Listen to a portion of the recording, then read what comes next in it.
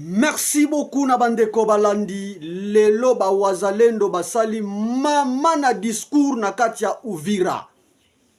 Mama na discours na kati ya Uvira.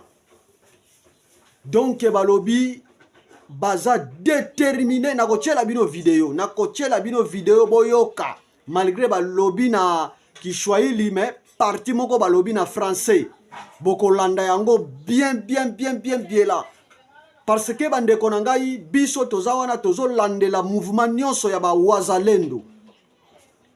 Parce que baza ba patriote.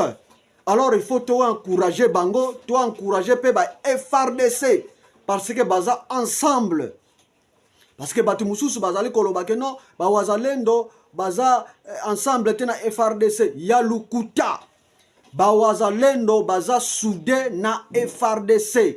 Surtout que prime na bango ekomi ya munene alo en tout cas bango balobi baza déterminé pona ko libérer ville ya Bukavu.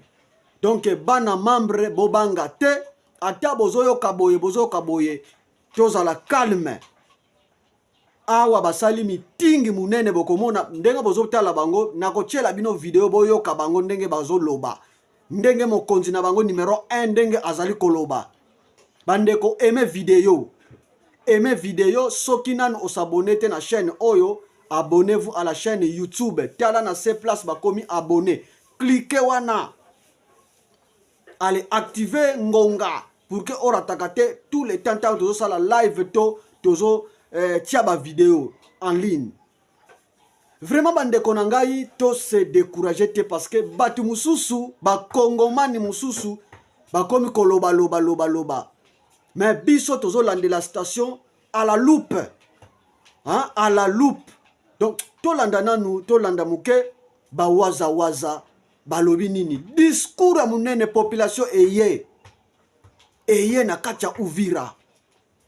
Et puis balobi, en tout cas, Uvira yangonde eko libéré Bukavu. Uvira yangonde eko libéré Goma. To landa bandeko na biso ba waza balobi nini?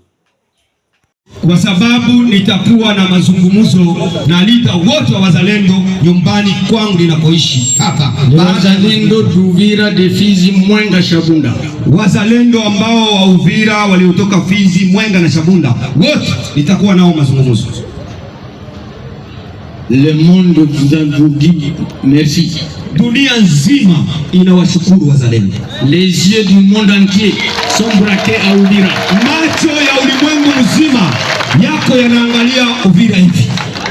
Et c'est Uvira qui va libérer Bukavu et Goma. Na Uvira ndio itakomboa Bukavu na Goma. C'est Uvira qui va libérer Bukavu et Goma. Uvira ndio itakomboa Bukavu na Goma. C'est parmi ma mission.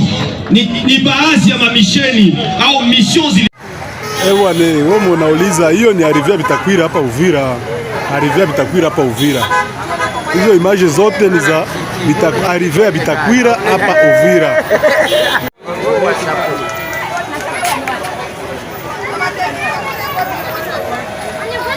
Ilema.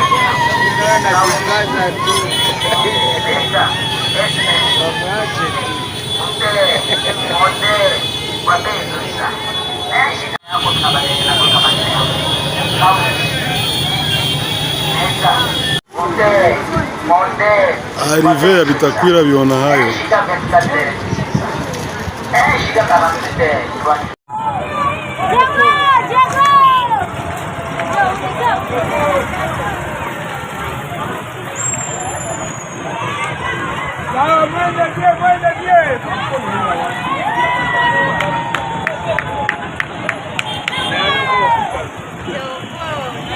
Bueno.